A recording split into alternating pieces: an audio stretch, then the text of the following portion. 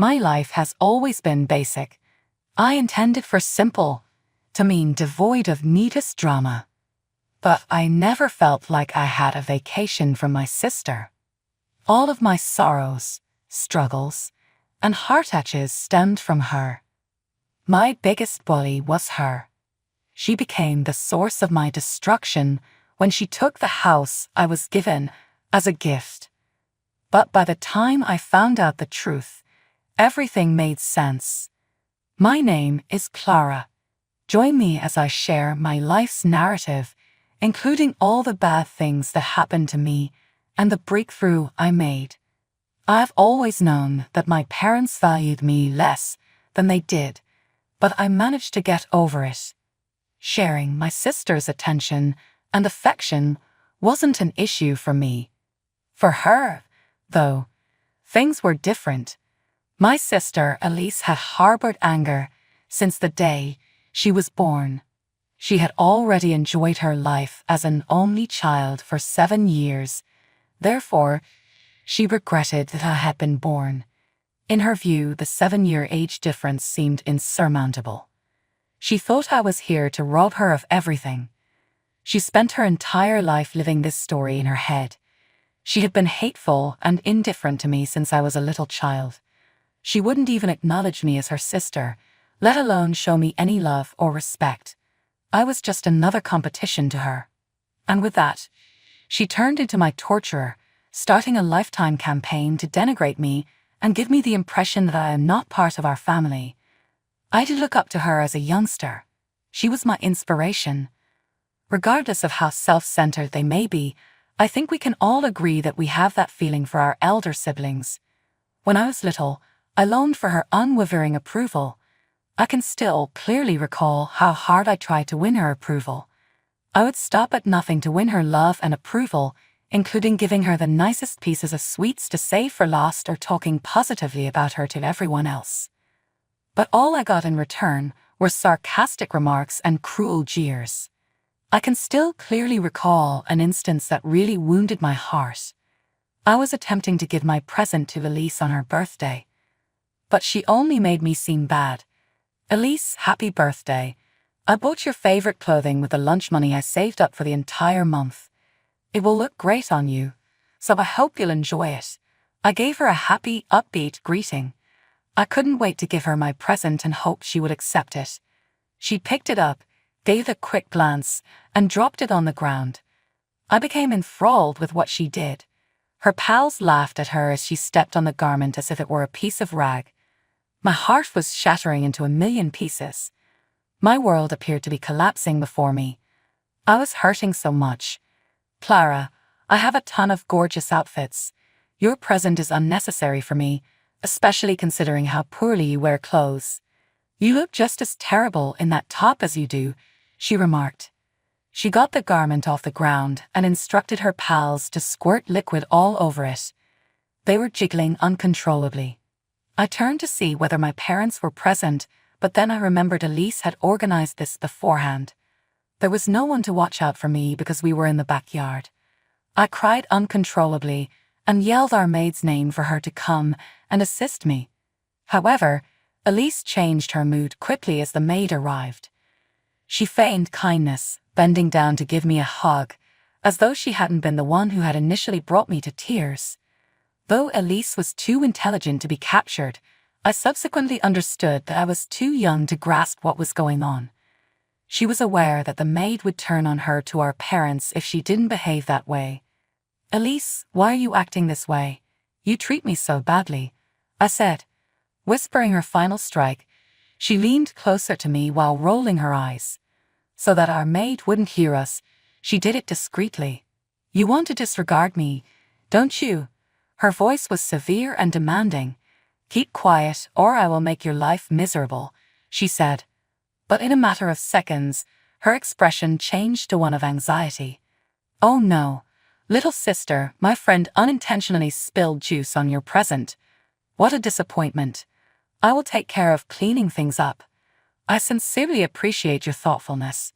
To have a sister like you is such a blessing. She gave me another hug, saying, Come here, come hug me. With her claws digging deep into my arms, she said, "I hate you so much." The maid came over to talk to us. "You two are so adorable. I'm going to the washing room with the shirt. I'll handle everything."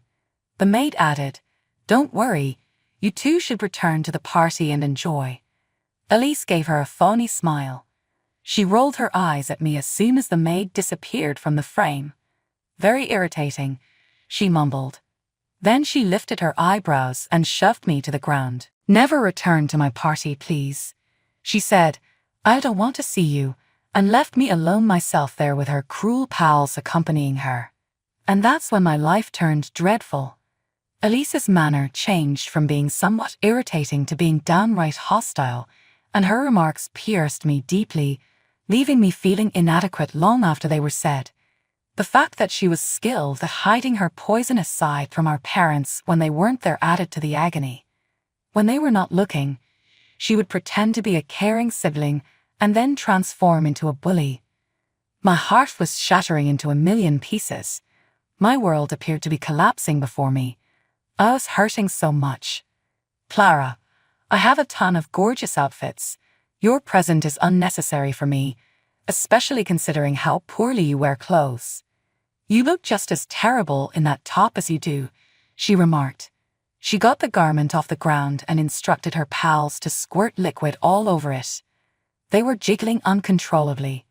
I turned to see whether my parents were present, but then I remembered Elise had organized this beforehand. There was no one to watch out for me because we were in the backyard. I cried uncontrollably and yelled our maid's name for her to come and assist me. However, Elise changed her mood quickly as the maid arrived.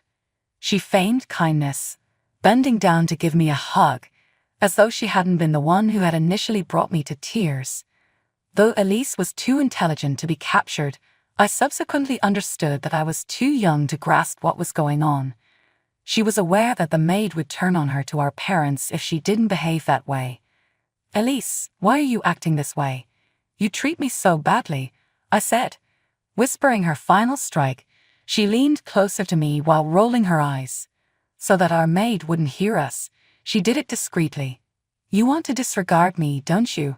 Her voice was severe and demanding. "Keep quiet or I will make your life miserable," she said. But in a matter of seconds, her expression changed to one of anxiety. "Oh no. Little sister, my friend unintentionally spilled juice on your present. What a disappointment. I will take care of cleaning things up. I sincerely appreciate your thoughtfulness. To have a sister like you is such a blessing." She gave me another hug, saying, "Come here, come hug me." With her claws digging deep into my arms, she said, "I hate you so much." The maid came over to talk to us. "You two are so adorable. I'm going to the washing room with the shirt. I'll handle everything." The maid added, "Don't worry, you two should return to the party and enjoy." Elise gave her a phony smile. She rolled her eyes at me as soon as the maid disappeared from the frame. "Very irritating," she mumbled. Then she lifted her eyebrows and shoved me to the ground. "Never return to my party, please," she said. "I don't want to see you," and left me alone myself there with her cruel pals accompanying her. And that's when my life turned dreadful. Elise's manner changed from being somewhat irritating to being downright hostile, and her remarks pierced me deeply, leaving me feeling inadequate long after they were said. The fact that she was skilled at hiding her poisonous side from our parents when they weren't there added to the agony. When they were not looking, she would pretend to be a caring sibling and then transform into a bully. My parents went above and above to make my big day unforgettable, making sure there was warmth, true love, and laughing. While I was reveling in the moment, I noticed Elise's roiling rage, her control mask momentarily faltering. It was an uncommon win, a brief moment of success against the enduring storm she brought into my life. However, I knew she wouldn't accept it. I was aware of her shrewdness. She will stop at nothing to cause me pain.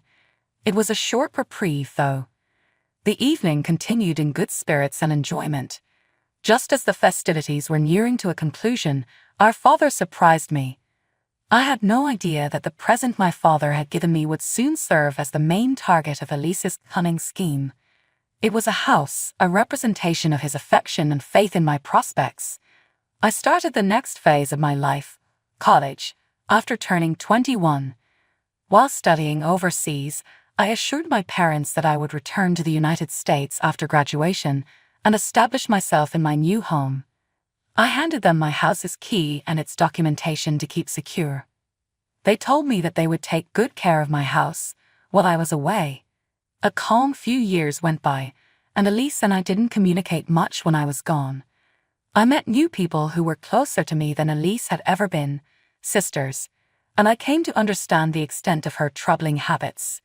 You know, distance may sometimes work wonders for us. I came back after college with the intention of making my new place my permanent home. I knew I would be stronger than ever against Elise, but I never imagined what truly transpired. A sharp revelation of treachery was what was in store for me. It seemed strange that my parents had to postpone their trip to my graduation, allowing me to miss one of the biggest events of my life. They asked me to be understanding since they were explaining that they were not feeling well. If nothing else, I was nevertheless excited about seeing them as soon as I returned home. Upon reaching my parents' residence, I was met with silence rather than any kind of greeting. I had no idea that my sister was once more working for the devil. Elise had tricked my parents into thinking that I wouldn't mind and that I had voluntarily given up the house since I wasn't attached. They fervently accepted the story she planted about me being unappreciative of my parents. They didn't expect me to act that way, thus they were disappointed in me. However, I had a deep-seated conviction that I would never harm them. I was really appreciative of what they offered me. I later learned that it was a charade to hide my sister's fraudulent purchase. I was hurt more by their lack of faith and their quiet demeanor than I was by anything Elise said. She made advantage of them to get complete ownership of my home. She tricked them into allowing her to take it from me. I was in complete shock. I had no idea she could sink to this low. She was a genius, the type of genius that would destroy me completely. She had moved into my house and made it her own after that. Apart from that, she also coerced our parents into giving me the rundown home we had been using as storage. She took great pleasure in making fun of me, telling a story full of contempt that made me seem unappreciative of their kindness. "Oh, Clara, are you still hanging onto this asterisk, even if it's going apart?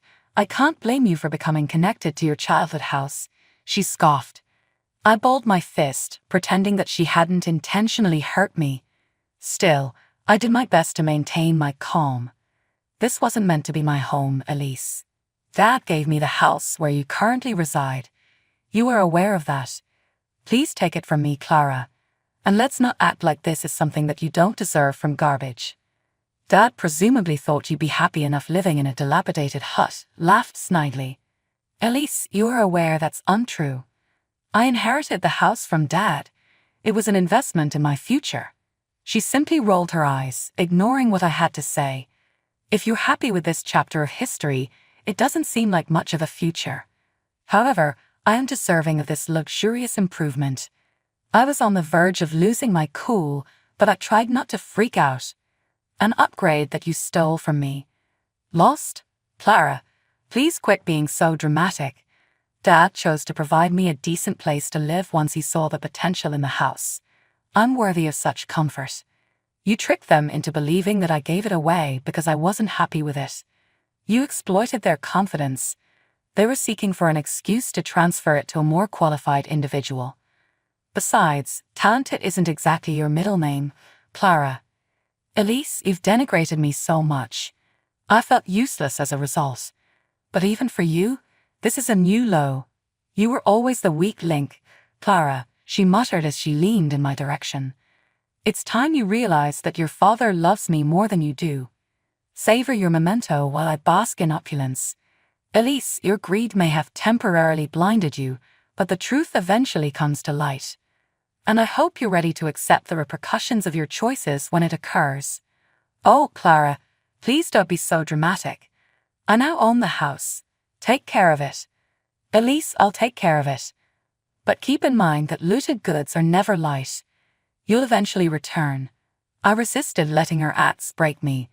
Equipped with tenacity and resolve, I embarked on a mission to retrieve what was rightfully mine. I asked my parents for an additional set of keys since Elise's birthday was approaching, and I wanted to plan a surprise party for her. That was, of course, only a pretext to allow me to enter her home. Knowing Elise wouldn't be home, I chose a weekday and made the trip there by car. When I finally arrived, I saw that Elise was noticeably missing. I followed an inexplicable feeling into a room where I found a secret note buried under her bed. Shock and amazement swept through me as I read it. The veneer Elise had painstakingly built was broken when the letter revealed the secret. It explained everything about her adoption and the complicated feelings that made her hate me. When I found out that she was adopted when she was 3 years old, it made her feel even more insecure and envious. Her dread of being replaced transformed into the tool she used to harm me. I carried the letter with me and proceeded to plan Elise's birthday celebration. I was well aware of my plan of action. I invited our entire family as well as Elise's closest pals to her birthday. During first, Elise thought everything was okay during the party and had no suspicions. I chose the ideal occasion to make a toast. I then took her adoption paperwork out of my pocket. Now that I had more understanding, I told my family what I had discovered. I also didn't think twice about telling everyone what Elise had done to my house. The degree of Elise's influence was shown by the revelations that were made clear. My father was furious when he saw how deeply dishonest she was, and he disclosed the story's last twist: Elise's birth mother's real identity. Elise's birth mother turned revealed to be Emily, our maid. My parents chose to adopt Elise at that time since Emily became pregnant while still a teenager and was unable to raise her. Because she solely cared about Elise, Emily asked to have her identity as her mother kept secret. But when Elise got older, she begged to remain by her side. My father was unaware of Elise's maltreatment of Emily and me. He didn't even know Elise knew she was adopted. To be honest, she had been venting her anger and embarrassment on those close to her for years. She was hit too hard by the discovery, and her natural reaction was to deny the reality. When my father's tolerance ran out, he threw her out of the house I had taken back. I was vindicated when Elise confronted the repercussions of her actions, not by getting even, but by the strength of the truth that had freed me. It was up to the one who had manipulated other people's lives with brutality and dishonesty to deal with her falsehoods. Our family was hit by a whirlwind of mixed emotions in the aftermath. The removal of Elise signaled a sea change and a reckoning for the years of brutality and manipulation she had inflicted upon all of us. My parents were forced to deal with a wide range of feelings, including astonishment, betrayal, and a deep-seated sense of sorrow for not seeing behind her facade sooner. It was a bittersweet triumph for me. It felt both triumphant and depressing to finally buy the house. The location that had served as a battlefield for the truth was now a haven for my fantasies, laced with painful recollections of the past. The house served as a reminder of my father's love and of my ability to persevere in the face of difficulty. Our family's dynamics changed in the days that followed. My parents went through an introspective journey, wondering how they could have unintentionally encouraged Elise's actions. Slowly, the ragged edges that years of manipulation had pulled apart started to repair in our relationships. Though it took time for forgiveness to blossom, the seeds of comprehension had been planted. For Elise, being kicked out was a terrible wake-up call. She was cut off from the cozy environment she had painstakingly created and had to face the consequences of her actions. She was always struggling to make ends meet, and I never really became close to her again.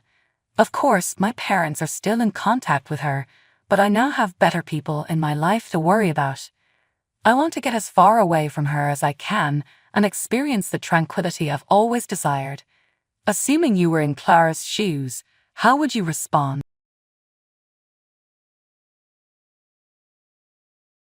Get over here now and pick up the old hag we kicked out of our house.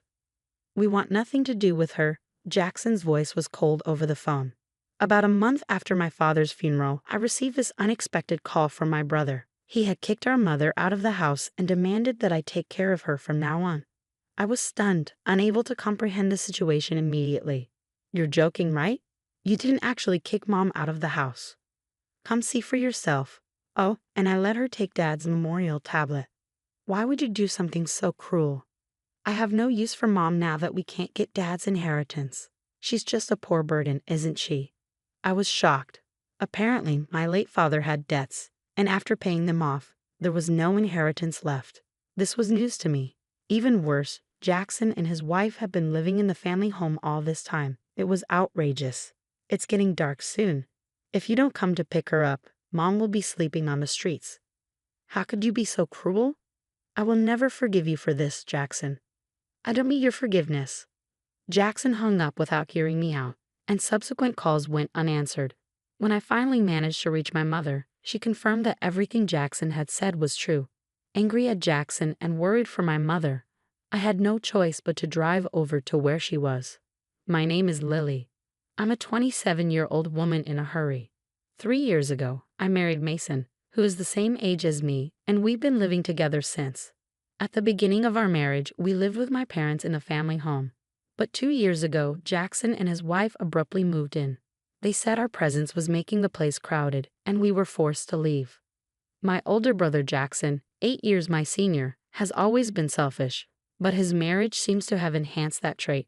Our family home, where I was born and raised, is a spacious mansion inherited from my grandfather, with extensive land. There should be no discomfort in living together. I was not satisfied with the situation and argued with Jackson, but my husband, who hates conflicts, urged us to leave. Around that time, my father was diagnosed with cirrhosis of the liver, which had already significantly worsened. I wanted to spend his last moments with him, but that didn't happen. The disease rapidly consumed my father, and he passed away a month ago. My heart aches, knowing that my mother must be in much more pain than I was to have my own brother treat us this way amidst all the fresh sorrow. It was pitiful. What would happen next was truly a shock. An hour later, when we arrived at our family home, my mom was sitting desolate on a suitcase in the garden. The front door was locked. Jackson, she said, had taken her keys. Using my set of keys, I unlocked the door and walked in with my mom. Jackson and Olivia were sprawled on the sofa, nonchalantly watching TV. Is this some kind of joke? I demanded. Huh. How did you get in? Jackson looked up, annoyed. I used my key to open the front door. Isn't it obvious? Slipped my mind. Leave your key, take the old lady, and go. This isn't funny. How can you be watching TV after kicking your own mother out of the house? Besides, if the house remained even after Dad's debts were paid off, Mom has a right to live here. Huh? What are you talking about? Jackson's dismissive attitude infuriated me. I stood in front of the TV. Mom has a right to inherit this house. If you can't live with her, you should be the one to leave. Shut up. This house is mine. Dad gave it to me when he was alive. Don't act smart without knowing anything. What? What do you mean? My mom also looked puzzled, shaking her head. In the face of our confusion, Jackson smirked and got up from the sofa, bringing out an envelope from a room in the back. Look at this. What's this? I opened the envelope. It contained documents proving the inheritance prepared by a judicial scribe and a real estate ownership certificate. The property had been transferred to his name a month before Dad passed away. Mom and I were shocked as we looked at the documents. Why would Dad do something like this? I asked, looking at Dad's picture. Because I'm his favorite, of course. I told him that Mom would take the house once he passed away, so he gave it to me while he was still alive. That can't be. I can't believe it. Open your eyes and face reality. No matter how many times we checked the document, the property was in Jackson's name. All this just for a house, my mom muttered in disbelief. Is there no other inheritance? Nothing left for Mom? Nothing. Be glad that the debts are cleared. This can't be real. You're not just worrying about Mom. You realize there's no inheritance for you either, right? Jackson handed over a bank card that contained only a few dollars. I wasn't after Dad's inheritance, but it was a shock to learn that he had left me nothing. This is too cruel, I said, tears welling up. Olivia laughed her heart out, seeing our dejection. Now get lost. You poor people have no business here. Jackson and Olivia forcibly drove us out of the house. Ouch, that hurts. My mom had fallen and scraped her palm when they pushed us out. Blood was seeping from the wound. As I wrapped her hand in my handkerchief, tears of frustration welled up and fell. My mother, seeing me like this, gently wiped my tears, her eyes filled with sorrow as well. Mom, our place is small, but come stay with us. But I don't want to impose on Mason. I'll find somewhere else to stay. Don't worry, I just can't leave you like this. I'm going to call Mason right now.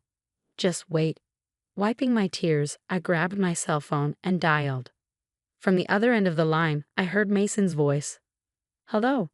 Mason, I'm sorry for calling out of the blue. My mom has been kicked out of her house. I explained the situation to my surprised husband. He hummed in understanding, though he seemed a bit hesitant. I held my breath, waiting for Mason's response. Our apartment is pretty cramped compared to Mom's house. It might not be the most comfortable. Yeah, our place is tiny, but I don't mind. Bring your mom over. We've had times where we were taken care of at home too. In times of trouble, we should help each other out. Mason, thank you so much. My husband is a kind man with a big heart. He could never leave someone in need. Quickly, we took Mom to our apartment, and from that day on, we lived together. However, living with 3 people in our small apartment was certainly cramped. We didn't have enough savings to buy a house yet, but we considered moving to a slightly larger place. That might be good. I feel bad for your mom in this small space, Mason said as we searched for properties on the computer. My mom's cell phone rang. After a while, she hung up and said something we never could have imagined. Why don't we live in my Highlands condominium? Wait, what? Highlands condominium? Yes. What do you mean? My mother began to explain. To our surprise, apparently my grandfather, who was a wealthy man, was quite a spendthrift and spent all the money he made in a day.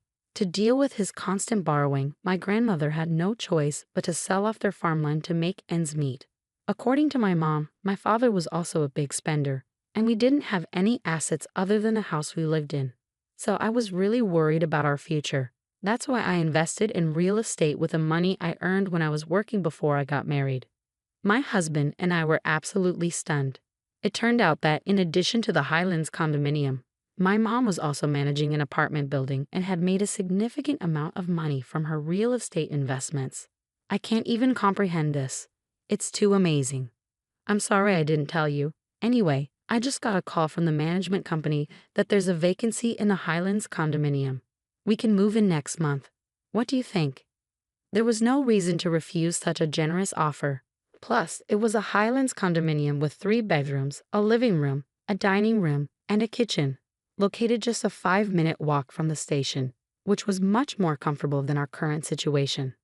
Thank you, Mom, but we may only be able to pay as much rent as we are for the apartment. You don't need to worry about that. No way. We have to do this properly, even if we're family. Oh, I need to tell the landlord that we're moving out. Looking at my husband and I'm beaming with joy, my mother's face brightened too. Time flew by as we busied ourselves preparing to move. Before we knew it, we had spent 2 months living in our new home at Highlands condominium. As I was about to head out for some shopping, I was taken aback when the Jackson couple suddenly appeared in front of the condominium entrance. Why are you, a pauper, living in Highlands condominium? Did you get the jackpot or something? Of course not. Highlands condominium has always belonged to my mom. Jackson and Olivia were both taken aback. What? They exclaimed in unison, looking at the towering condominium. I couldn't help but burst into laughter at their confused and goofy expressions. Jackson, his face flushing red, began to seethe with anger. That wretched woman. I can't believe she was hiding this from us while pretending to be poor. My mom never said she was poor. You just assumed it, Jackson. Plus, she inherited a large house. What's wrong with that? That's not the point. Don't yell here. It's disrespectful to the other residents. Besides, how did you know I was here? Jackson said that when he couldn't reach my mother, he tracked her down using her mobile phone's location. Why are you trying to contact Mom now after kicking her out? I bet it's something nasty again. Regardless, if Mom is here, I want to see her. Let me in now. You must be joking. If you hurt Mom again, I couldn't bear it. If you have something to say, you can tell me. But they kept insisting on seeing my mother without revealing why.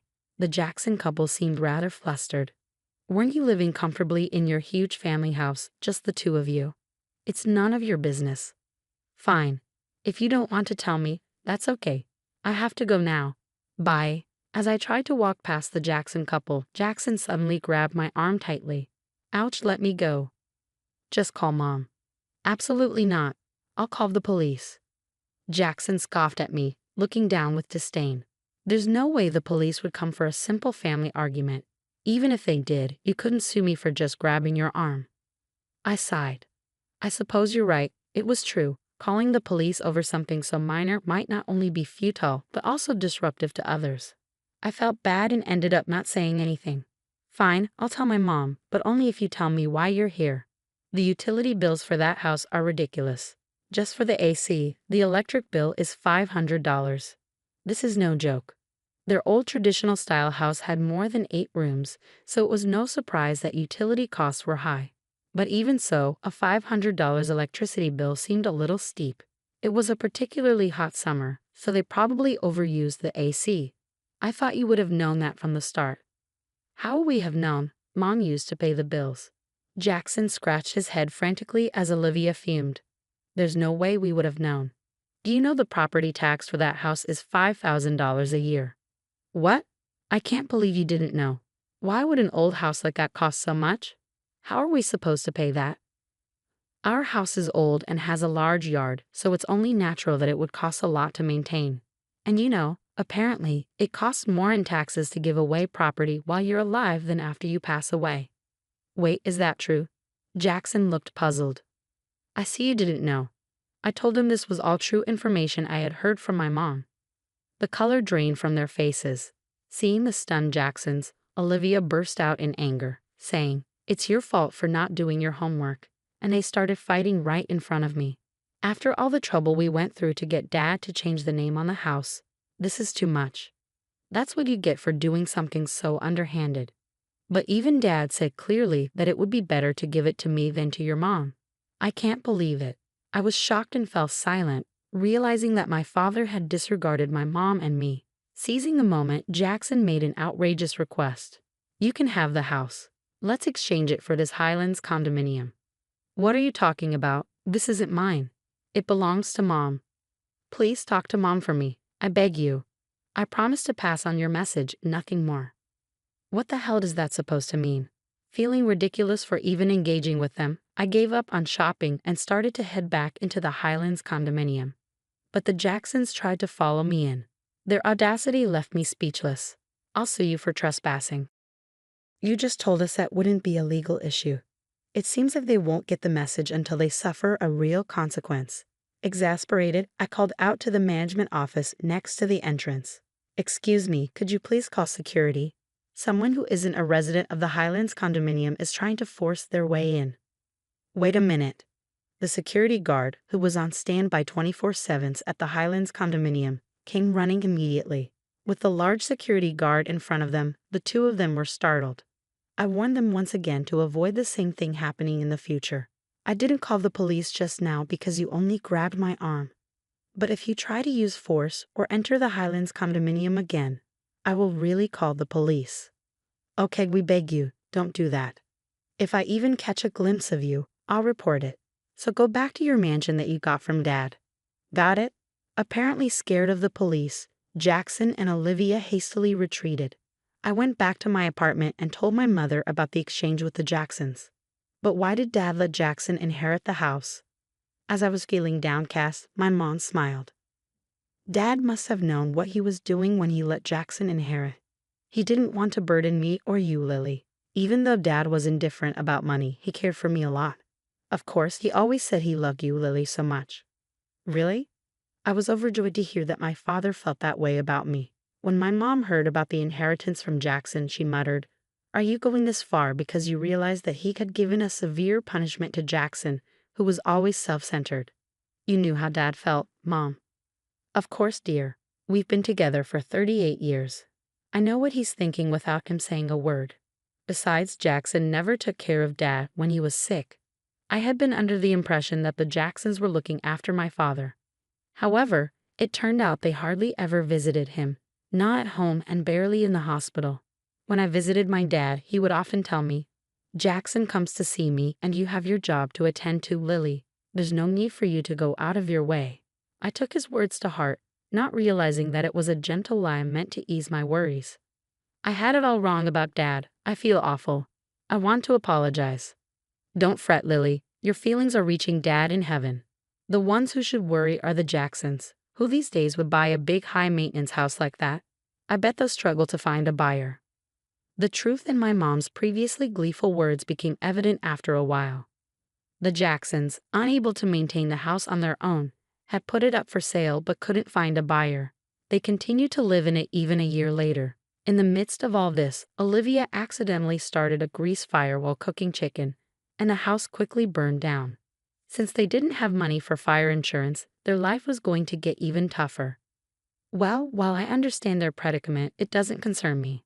Apparently, the Jacksons are now camping out in the burned-down remains of their house. Living in the Highlands condominium is absolutely fantastic, and I can only feel gratitude toward my mother. I've been paying my mom rent every month, but it seems she's been saving it all to ensure we won't face hardship in the future. Every day is filled with peace and happiness as I live with my incredible mother and kind husband. As I visited my father's grave, I vowed to him that I would continue to repay my mother's kindness.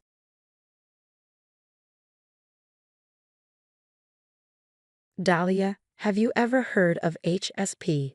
I'm one, you know. These words were often repeated by my sister-in-law Brielle, my husband's sister. HSP refers to someone who is highly sensitive to stimuli and easily affected by others' moods. A delicate personality. I, a bearer of such a sensitive soul, was once told, "For the final farewell, it's family only. So could you, a stranger, please leave?" Oh, why did we guard the parking lot outside? Maybe count the blades of grass during the funeral? On the day of the final goodbye to my father-in-law Ezekiel, I was told this under the cold sky. When my kind husband Axel learned of this, he uttered something astonishing, too late for regrets for those who cause alarm. After all, I had been cared for by these people in the worst way possible. Amidst the tense atmosphere, one of the attendees said, "Aren't you guys going to stop Dahlia outside?" Me? Outside, engaged in a rather surprising activity.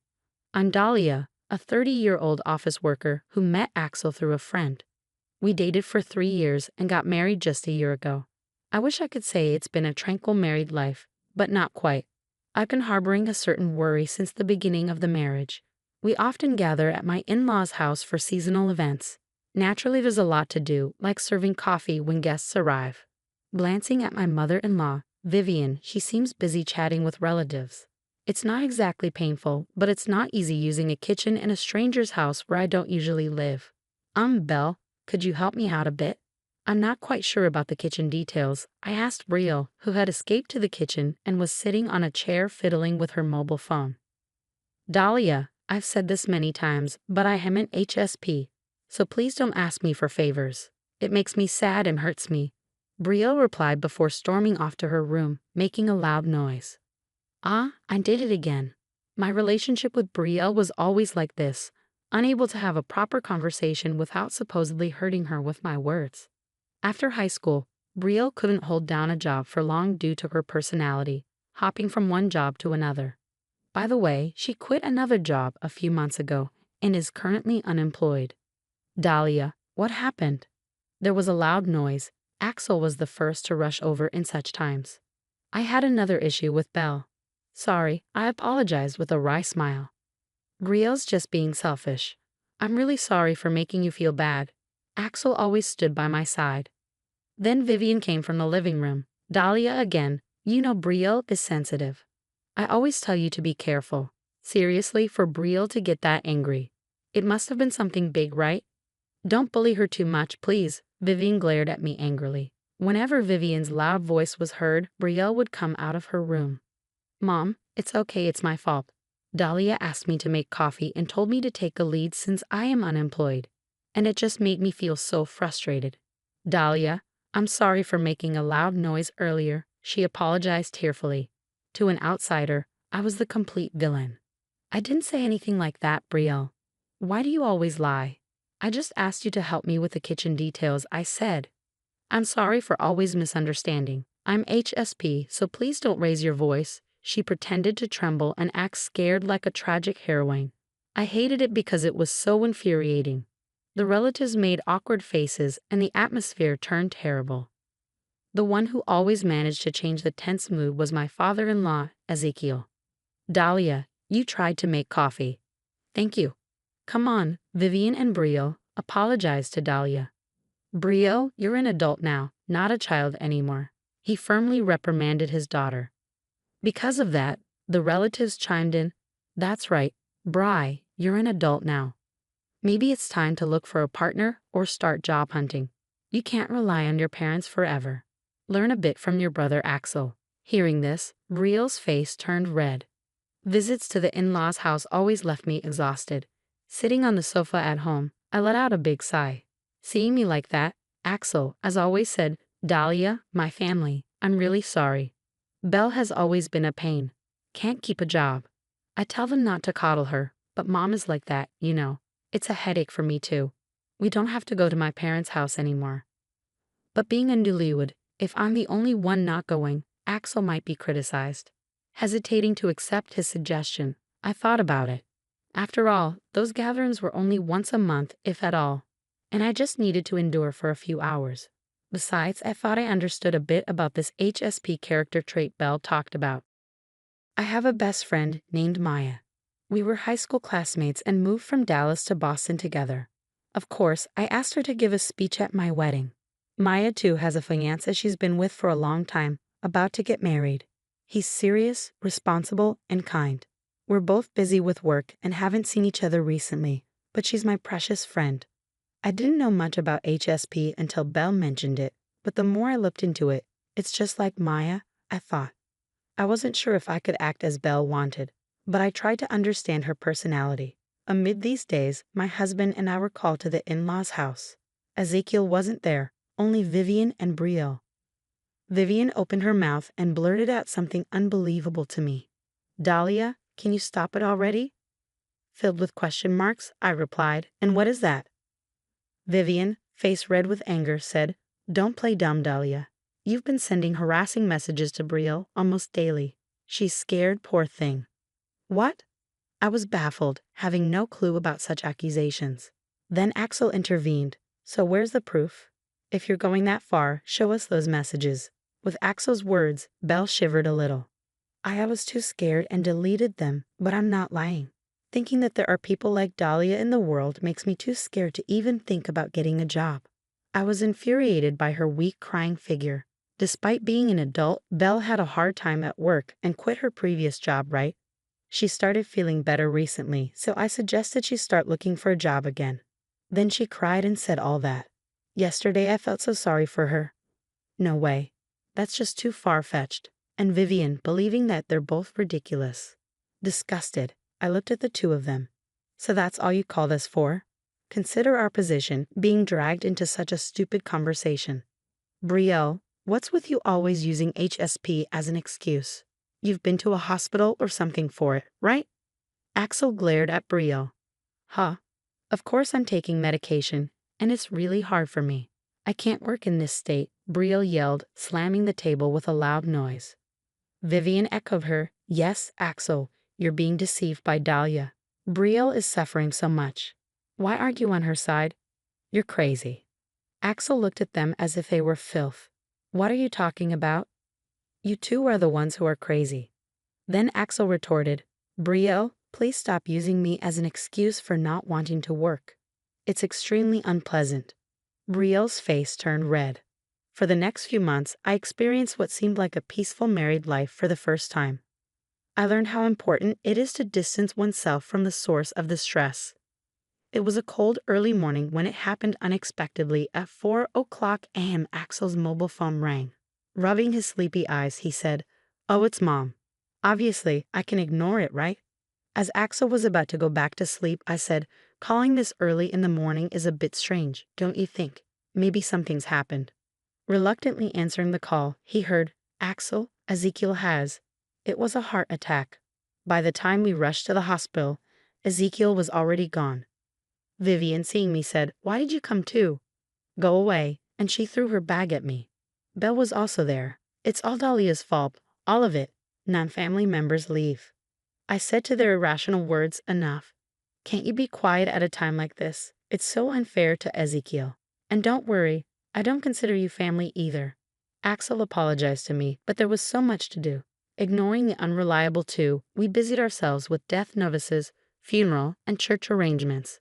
Ezekiel's sister, auntie-in-law Lucy, who lived far away, said, he worked so hard.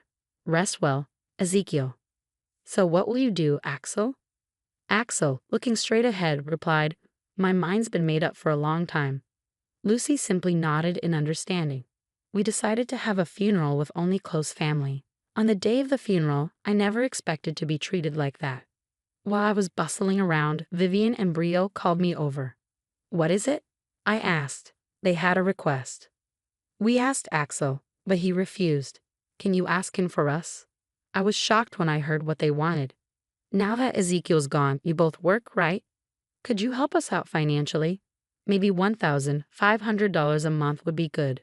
We're family after all, right? They were completely ridiculous. I couldn't help but laugh, holding my stomach. Family, huh? Please don't make me laugh. Weren't you the ones who said non-family members should leave, always calling us outsiders? And now saying we're family when you're in trouble? Isn't that too self-centered? I refuse, of course. You're both young. Please work. Laughing derisively at me, Brielle used her large frame to forcefully push my shoulder and said, fine then, we want a family-only farewell. So could you, an outsider, please leave? Go guard the parking lot outside, and while you're at it, count the blades of grass during the funeral. Pulling my arm and laughing as if it was amusing, she kicked me out of the funeral home without even giving me a coat in the cold season.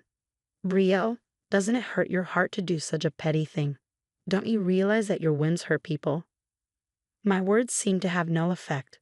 What? Preaching to me, a younger person. Heart-hurting.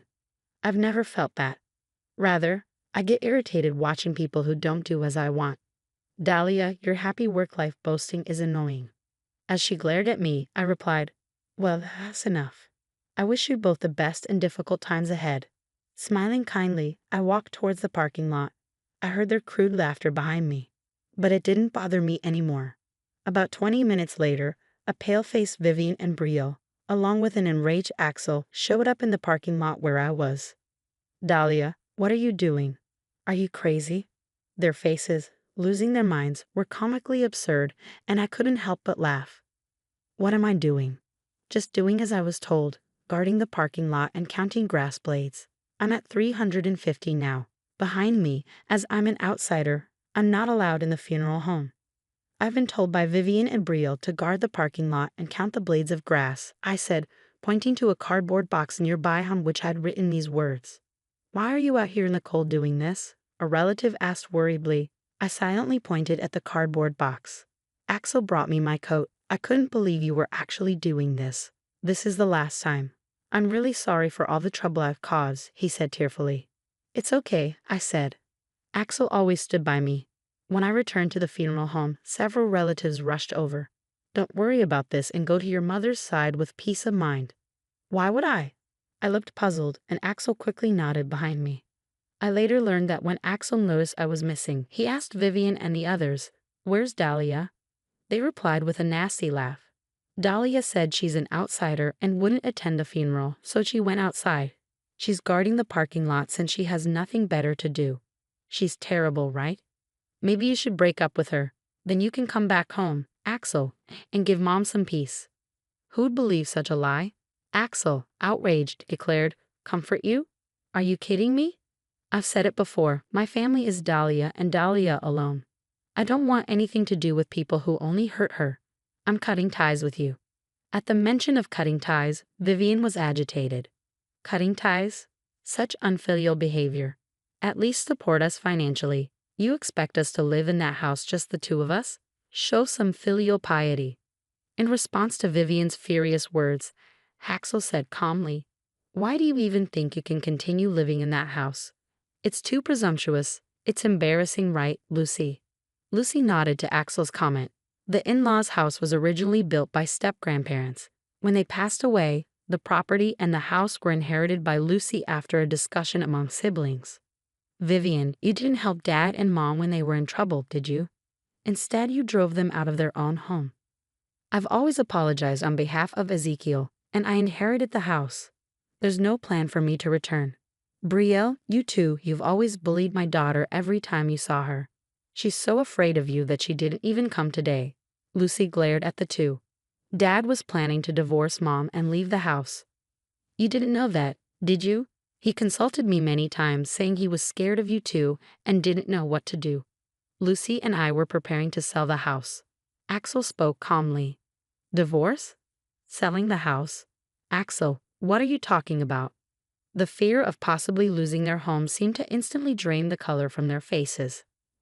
Well, you need to straighten out your childlike behavior, or you're going to face serious consequences soon. Axel's advice was unheeded. Shut up. I'm not wrong. Selling the house? What are you thinking? That's it. I'll move into your place. Take care of me and Mom, Vivian demanded. Ignoring their childlike comments, Axel said, You need to leave the house by the end of the month. We've got a potential buyer, and don't think of depending on us. Dahlia's mother has been diagnosed with an illness, and we're moving to Dahlia's hometown. Axel's words were met with loud complaints from the two. Amidst the tense atmosphere, a relative who entered the funeral home said, Aren't you going to stop Dahlia outside? What followed was as earlier. Neither of the two, already disliked by the relatives, had anyone on their side and seemed diminished. Brielle, I've always thought this, but HSP, that's a lie, isn't it? I asked. Brielle glared at me. No, I'm taking medication. Then what's the name of the medication? Which hospital? I pressed her. That is, Brielle fell silent. HSP is an innate personality trait, and there's no medication for it. My best friend is like that. She's been suffering in silence, pushing herself too hard. She's serious and tends to bear it all alone. But you're different. You're not HSP. You're just running away from unpleasant things, ignoring others' feelings, and throwing tantrums like a child whenever something doesn't go your way. What you did to Maya, I will never forgive you for that. Months ago, I met my best friend Maya after a long time. She was even thinner than her already slender frame and told me she was visiting a psychiatrist now. The cause was stress at work. A new employee, upon realizing Maya was younger, behaved overly familiar from the first day, pushing work onto her. It's faster when someone experienced does it, right? Thanks a bunch, the new employee had said. Maya ended up with constant overtime. Eventually, the new employee slammed the desk and announced, This document is due tomorrow, right? It needs to be submitted today. This and this are incorrect. I'm going home, and I quit today. I can't work in a place where seniors bully newcomers. She left all her work and really went home. Maya, feeling responsible, soon took a leave from the company. Her engagement ended due to misunderstandings with her fiancé. Was it my fault? I was scared and didn't know what to say, Maya had said. I comforted her as she cried silently. Just hearing her story made me despise that person. Just hearing about it makes me hate that person. Why not sue? It's unfair that only we suffer. Do you have any evidence? Maya had recorded their conversations to review them later, suspecting her own communication might have been faulty. I was infuriated by the arrogant attitude, but more than that, I felt dizzy when I found out that the unreasonable person was Bella. Upon learning this, Maya said, I can't see someone from Dahlia's family. Don't worry, we're practically strangers now. I'll fight with you, I said. My cheerful laugh brought a slight smile to Maya's face. So expect a letter from a lawyer about the compensation claim soon. Make sure you pay up, I smiled kindly, and Brielle's face went pale. The funeral proceeded solemnly, and I was able to say my final goodbye to Ezekiel. Vivian was too distraught to give the eulogy, so Axel did it instead. There were sniffles around the room as he spoke of his father. We moved to Dallas, and Mom's health is improving. Vivian and Brielle, kicked out of their house, managed to rent a cheap apartment with little cash left, and now the compensation to Maya. Their life is tough. Vivian started a part-time job. Brielle, you quit your job again. Be responsible. Shut up. I'm not wrong. Parents should support their child once close. They now constantly argue, and it seems they might be evicted from the apartment. I have issued a restraining order against them and instructed Mom to call the police without hesitation if they show up at our place.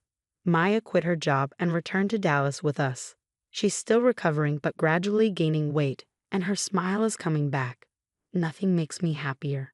Someday when I have children, I want to teach them the importance of empathy and that there's no need to endure and be friends with someone they can't understand.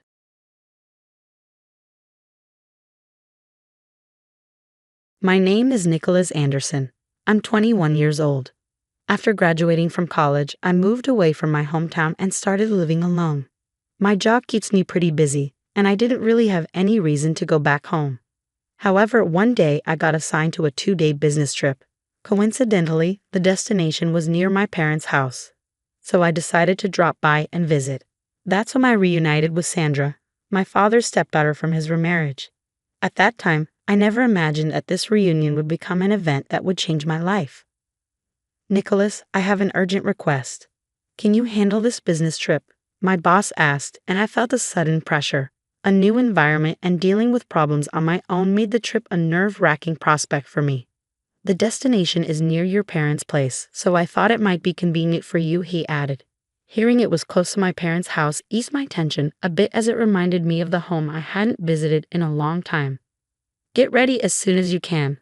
We're counting on you. My boss's comments restored some of my confidence, and I solidified my resolve for the trip. At the same time, I decided to contact my parents. My mother passed away before I started elementary school. My father wasn't adept at juggling work, childcare, and household chores, so I often stayed at my grandmother's house. Life changed when my father decided to remarry. Your new mom is bringing a daughter who is 5 years older than you. Is that okay? He told me, mixing anticipation with anxiety about who was coming.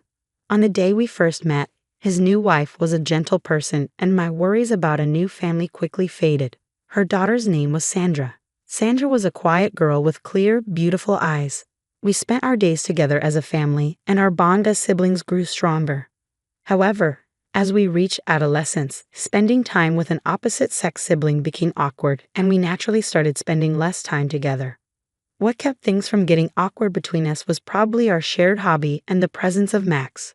Max was our family dog. The times I spent walking and playing in the yard with Max and Sandra were just everyday moments, but looking back now, they were happy times. Even now, the doghouse still remains in our yard, even though Max is gone. On the first day of my business trip, after finishing my work, I nervously headed toward the town filled with nostalgic sights. Seeing the old doghouse in the yard brought a smile to my face. When I opened the front door, my father and stepmother greeted me with familiar smiles that wrapped me in warmth. However, that wasn't all. Sandra was there too, with her long hair gently swaying in the breeze coming through the door. She welcomed me with a graceful smile. Even after all these years, her beauty remained unchanged. Hi, Nicholas. Good to see you. How was your work today? She said with a gentle and comforting voice that reached my ears.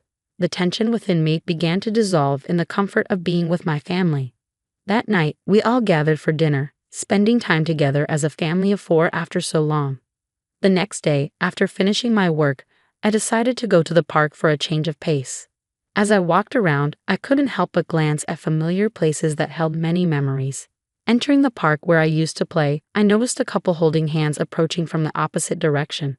I saw someone that made me stop in my tracks. Hey Nicholas, it's you. You finished work. Sandra greeted me with the same kind smile as the previous day and introduced the man beside her as her boyfriend. This is Larry, we're dating. Sandra, who is this? Larry asked. He is Nicholas, my stepbrother. He's back home for work.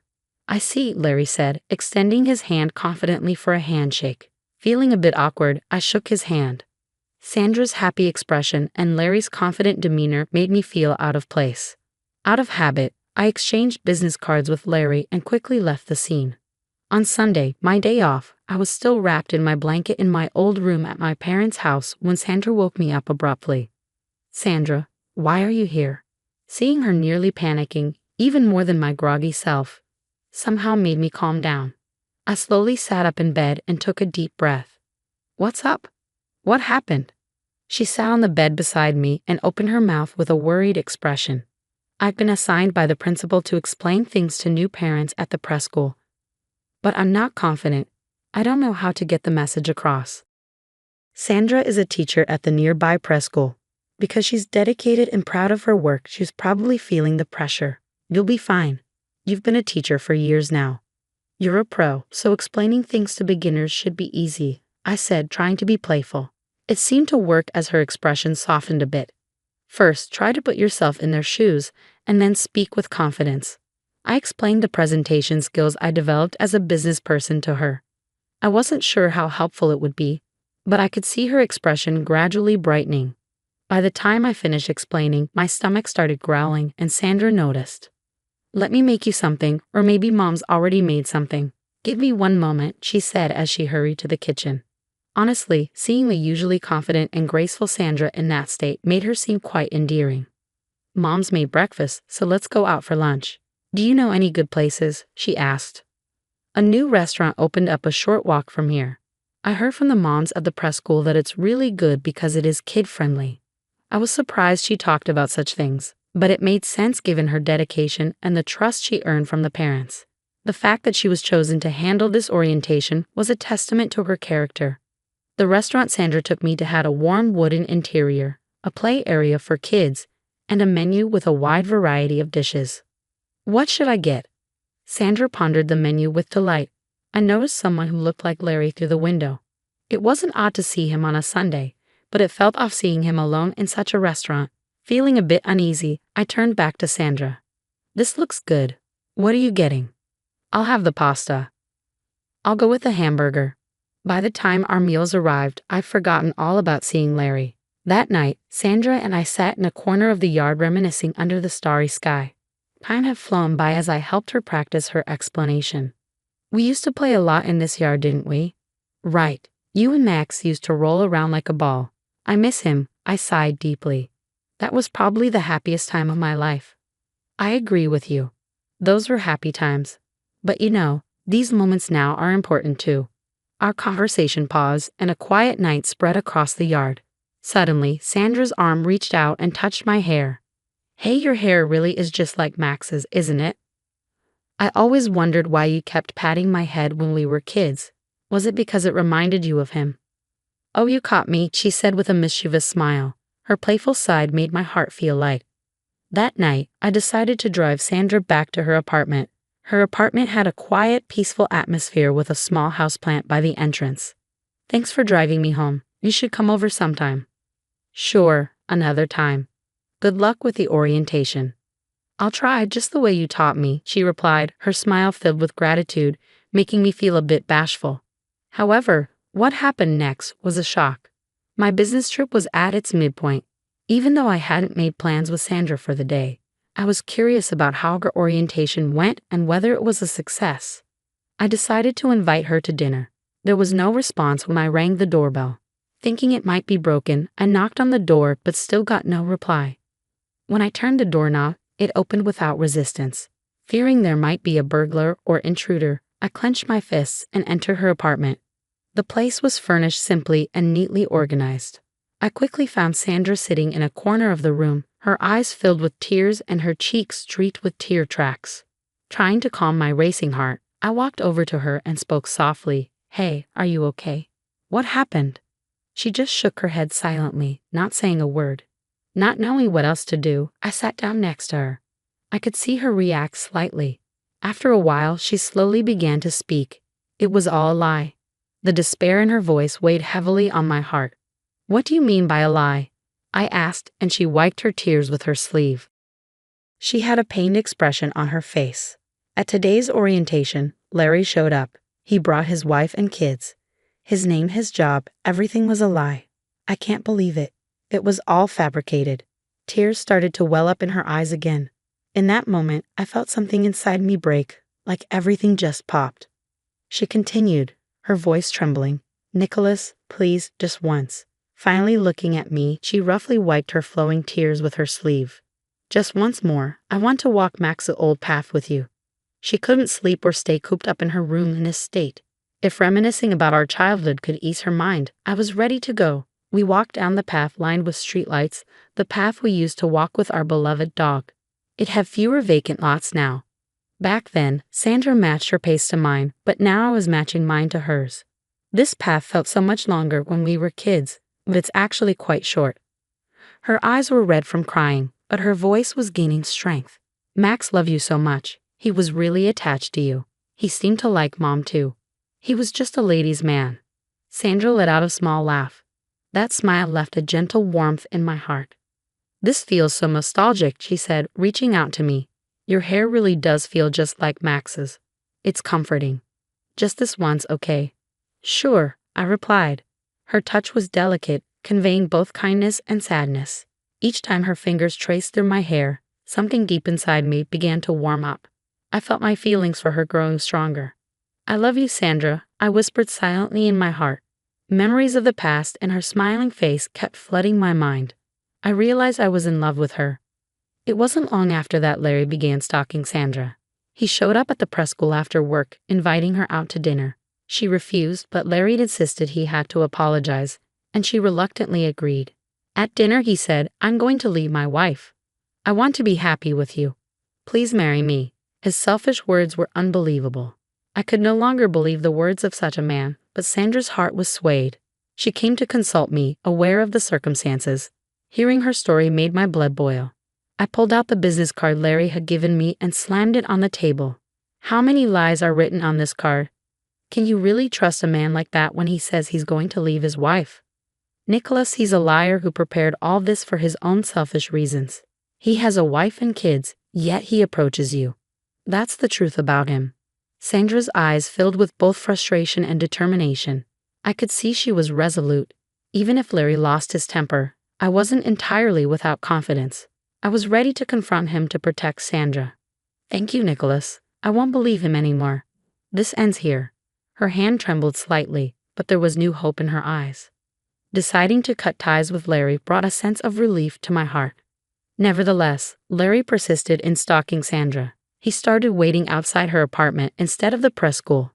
When Sandra firmly rejected him, he only smirked. His harassment continued, and when Sandra came to me for help again, she had dark circles under her eyes. This morning, a potted plant was broken by the front door. I had to clean it up. There's no proof it was Larry, but I understand. I'll come with you tonight.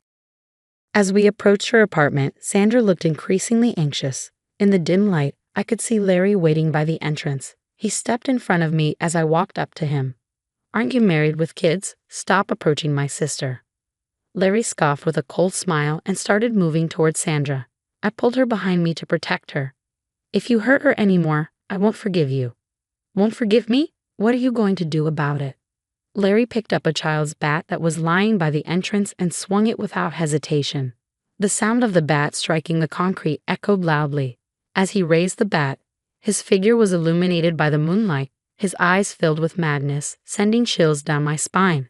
He swung the bat at me. I reacted instantly, using a karate block to catch the bat. The impact sent a dull ache through my right arm. Despite the pain, I didn't take my eyes off him. Holding the bat with my right arm, I struck him with my other hand. He groaned and collapsed to the ground, the bat rolling away. I took a deep breath and kept a close watch on him. He staggered to his feet and walked away from us. As his shadow faded into the distance, the pain and numbness in my arm became more apparent. Once I saw Sandra's relieved smile, I could stand it. The sound of sirens approached, likely called by a neighbor. As I stood there in a daze, Sandra hugged me. A doctor examined me, and fortunately, no broken bones were found in my arm. Still, the bruises and the vivid purple of my skin were hard to miss. Our parents came to pick us up, and both Sandra and I decided to stay at their house. On the way home and after we arrived, Sandra kept thanking and apologizing to me repeatedly. It wasn't until around midnight that we could talk normally. You still remember your karate moves? Yeah, I guess so. Sandra continued nostalgically. Do you remember the camp we went to during the training camp? Of course. That was when you mistook the coach for a ghost or something. You knocked him out with your karate move, right? I'll never forget that. That's something you should forget. She puffed out her cheeks in a slightly shy demeanor. She looked like a child.